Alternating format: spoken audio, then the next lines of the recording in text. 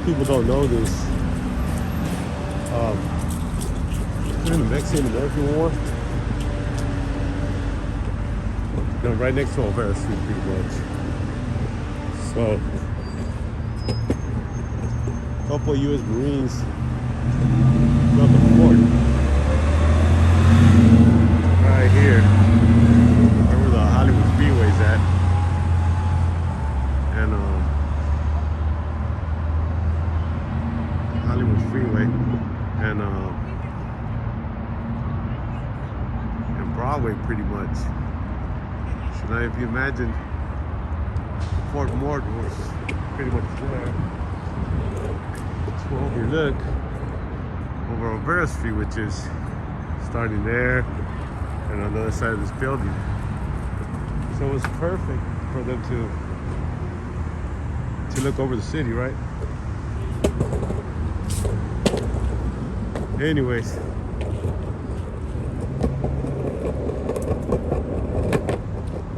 now it's all kind of different stuff. A lot of new construction, a lot of new buildings. Excuse me. There's an old church right here. All this pretty new. Must be a parking lot around here. And later on they found out that it's sacred ground. Sacred ground used to be some kind of cemetery before.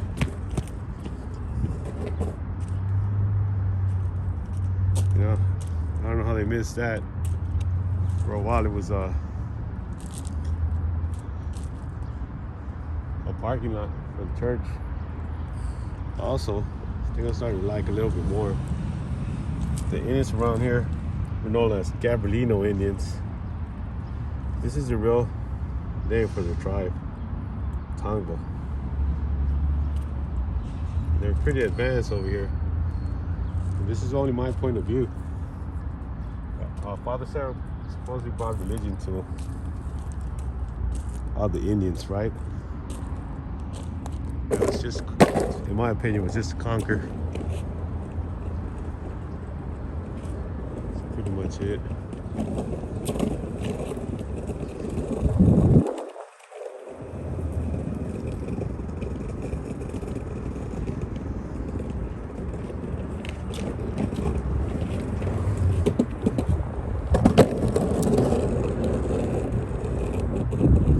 That's what I'm bringing you guys to see, actually.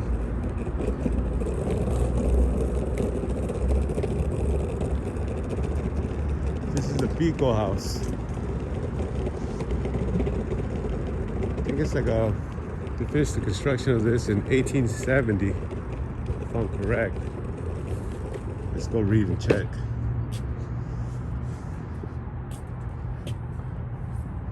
Damn, I'm fucking smart. So known as the finest hotel in Southern California, the Pico House boasted bathrooms and water closets for both sex on each floor.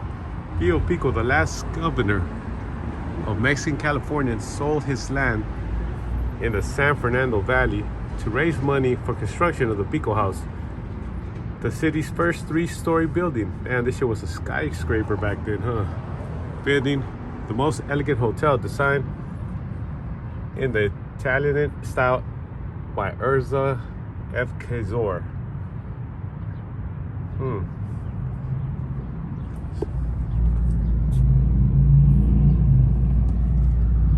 The last governor of Mexico.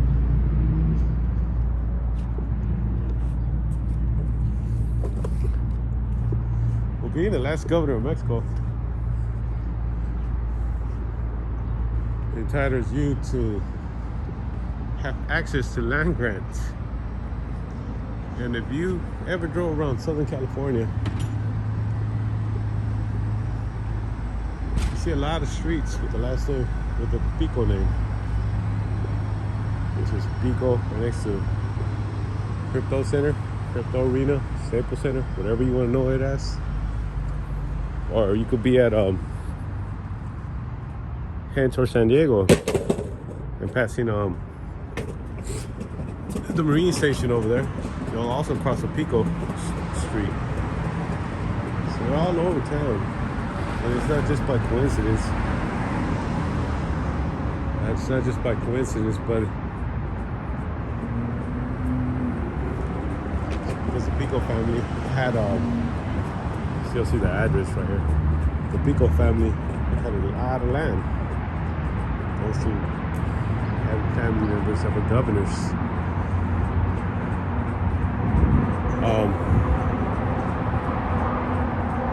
The Marine base, most of the land, well, part of the land, at least for Camp Pendleton, was owned by the Pico family.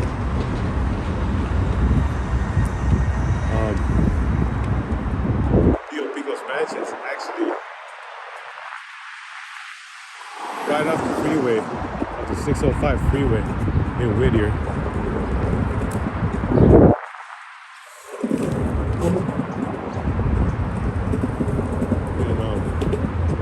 It's actually still standing there.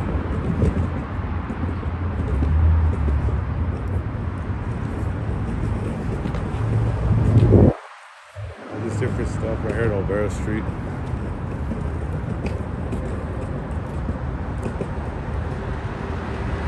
You see the train station right there.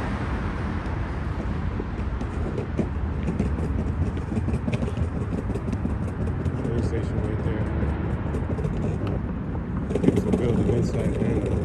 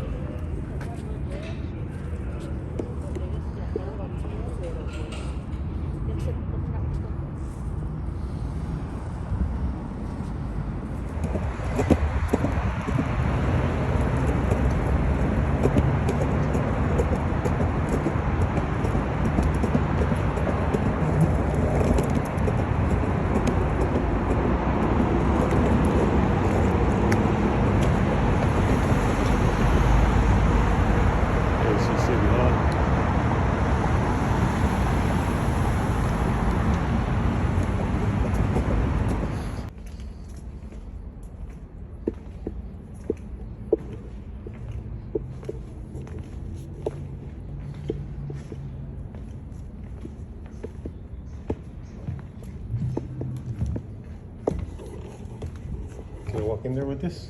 I do need to see proof of execution first. Oh, I don't have that. I don't even have my wallet. All right, thank you. Do you have a picture of it? Nah, I gotta take one. Thank you.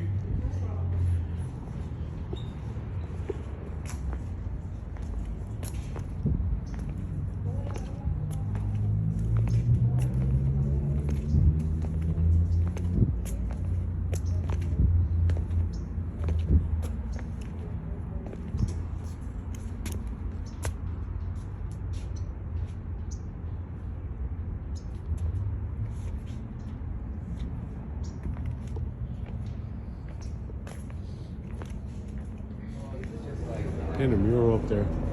So controversial that they covered it, censored it. Besides already being on the rooftop, and many people can't really see it. They did all that because it was controversial.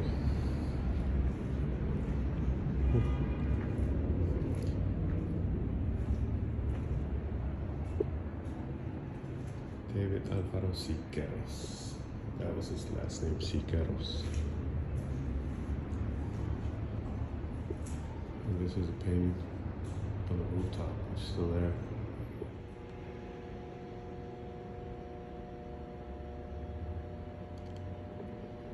Maybe that's what was controversial about it. This is not the actual painting, this is a copy of it. The painting's on the rooftop, like I said. Anyways, let's get out of here.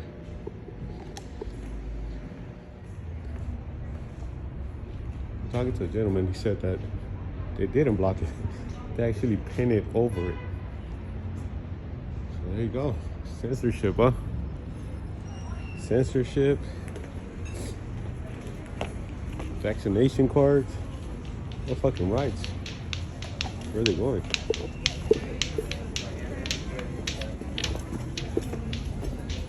Wow, I guess this restaurant went bankrupt.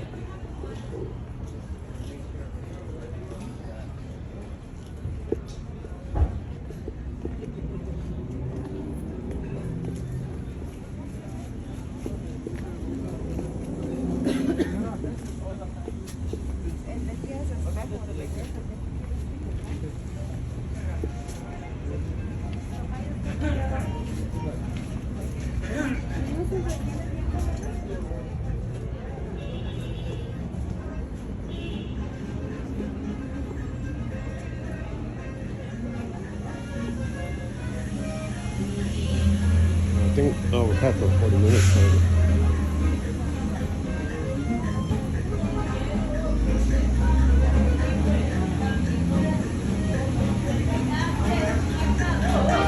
That's the spot right there, Cielito Lindo. Still popping.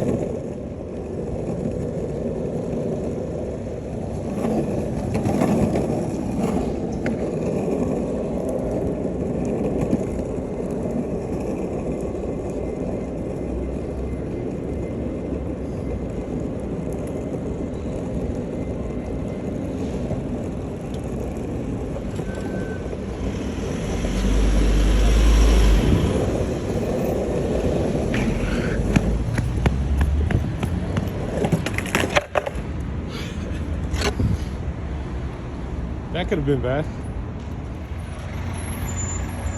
I feel it. French dip sandwiches. That alone right there. Historical landmark.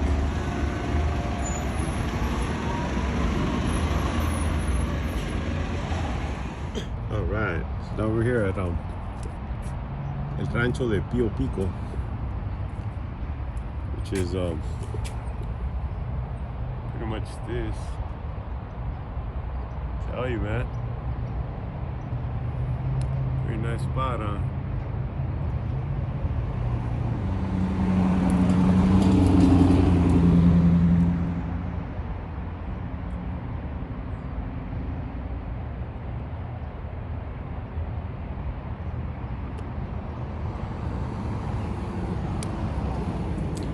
So yeah, this thing's located right next to the 605 freeway.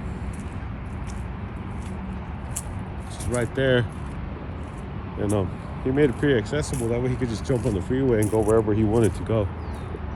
And that's a joke. Don't take that seriously. But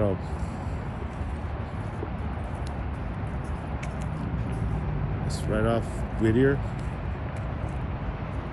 and the 605 freeway. So still pretty preserved. Pretty nice. See, been through a lot of damages, and they rebuilt it pretty much, renovated, all kind of stuff to it. However, Pio Pico, he actually did this little place after the war. So pretty much when he did this, he ended up getting evicted from this by a lawyer with a pretty fitting last name of Khan. Was the lawyer's last name, Khan, right? Pio Pico, even though he was a governor of California, well, New Mexico, he didn't know how to read or write in English. So he thought he was getting a loan from the lawyer. He was actually signing a deed to this little place. Ended up getting evicted. But I'm going to show you where I was located. The perfect spot. I'm not just talking about the freeway. Right? The freeway wasn't here, of course. But what was here, what was it, to the west of the little ranch, this was the river. It was a pretty prime location. See the embankments for the river right there. I'm almost sure that when he built the little mansion, little ranch, whatever you want to call it, the river wasn't encased like that. It did have those embankments. You know, what's pretty nice about this place too is that my boy Pio Pico, if he got hungry, he could just run across the street to the Arco at PM, have himself a Modelo and a hot dog.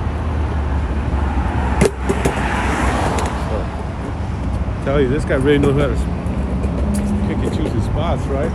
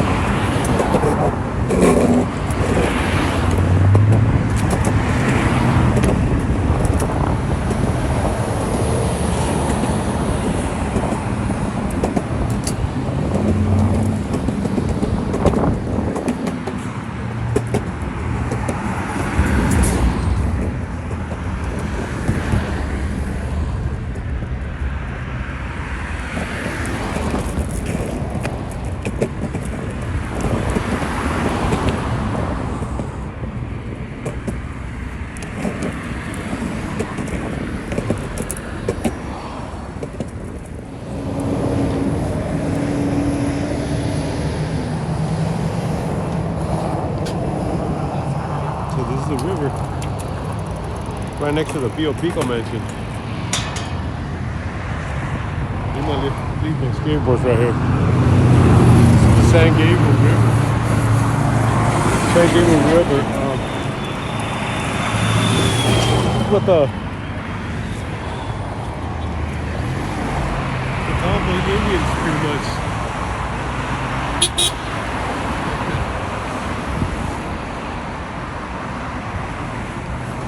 Tomba Indians pretty much live by the little river. And the Tomba Indians, they actually would talk to plants, talk to the animals, and they would actually ask the plants, you know, ask the plants for their seeds, ask the plants, you know. They lived in one way with nature.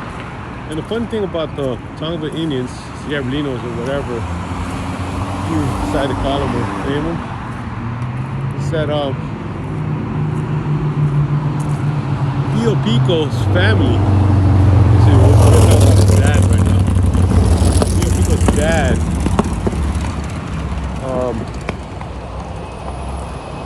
the way he pretty much made it in society, they were, because in the census they were labeled as mixtos, which is mixed pretty much. And if you ever seen a picture of Pio Pico, this guy's Mexican, but he looks black. So now, when they were the Tampa Indians, when they did the mission, they had a big plan, because the padre and everybody in the mission didn't let them worship plants, didn't let them dance to their gods. They didn't let, can you imagine that? Tampa Indians around here pretty much. So they didn't let them sing. They were being oppressed, and that's pretty much how you conquer people.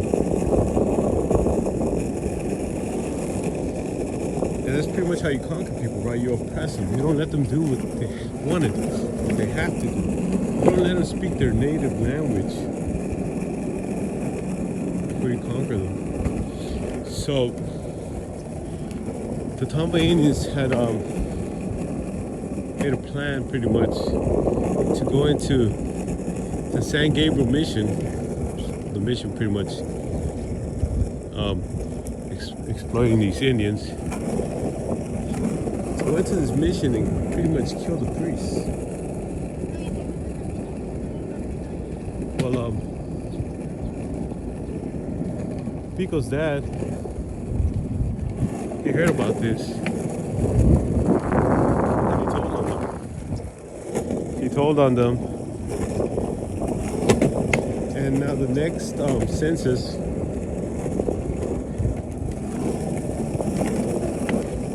Pio Pico's father went from being a mixto to being a Spaniard. So that goes in that just goes to show you how society back then used to work. And that also enabled the Pico family, to move up on the ranks as California was part of Spain, and when California became part of Mexico. You look up the Pio Pico family, a lot of land, lot of land. At one point in time, Pio Pico owned the San Fernando mission. Think about it. To own a mission. Anyways, I think I skated a little bit too far now. Just talking to this fucking phone.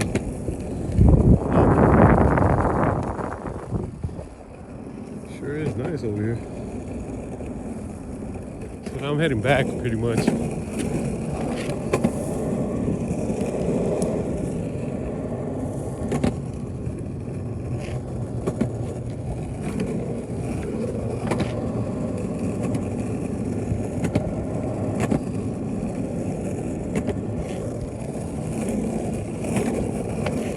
And Pio Pico pretty much on his last days, he died broke.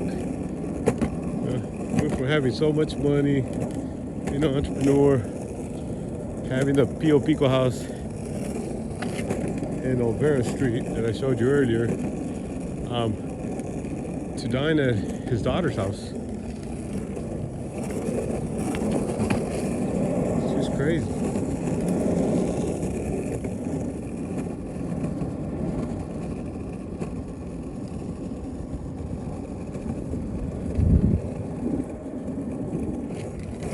Anyways, my point of this video is to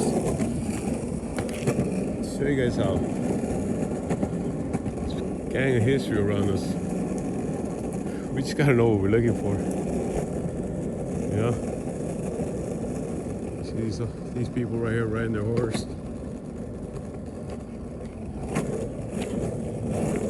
they would have.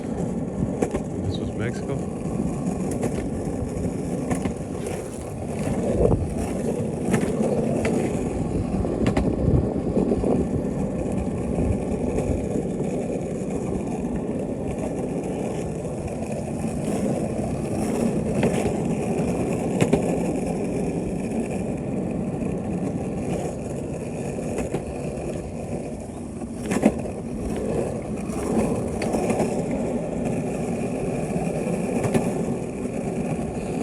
Some kind of overflow. The river should be on the other side over there. It's pretty nice over here. Never done this shit before. So I think I'm gonna start pull out my bike, putting on my bike and stuff, and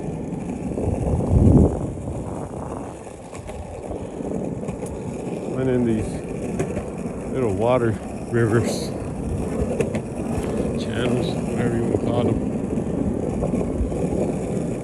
It's different.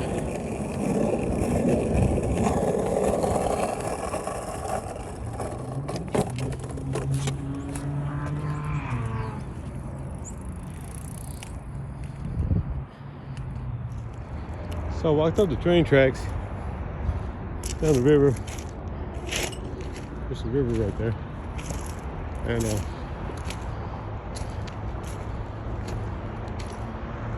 maybe not the smartest idea to do this, but I'm going to show you guys a Pico Ranch, which is a perfect view from here. I don't know when it's open. I do know it's close today though, and that's pretty much it. Like I said, prime location.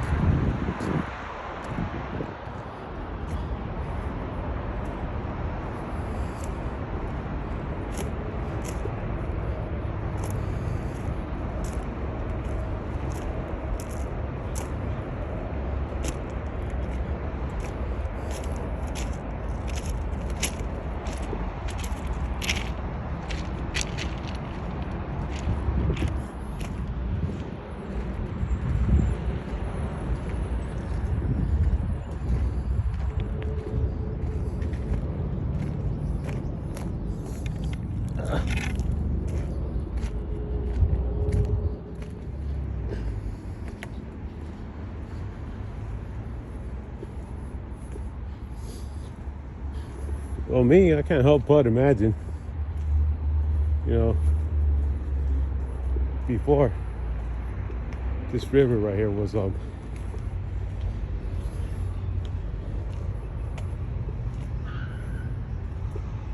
concrete encased pretty much, you know. Can't help but imagine how it used to be. And I guess one of the closest things would be this.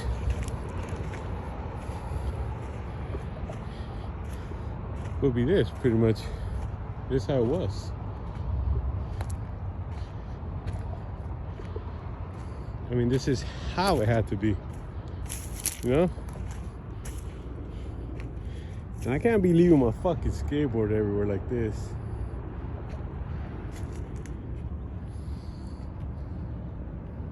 I had a backpack for it too, and anyways, I hope my video encourages you guys to come outside, you know?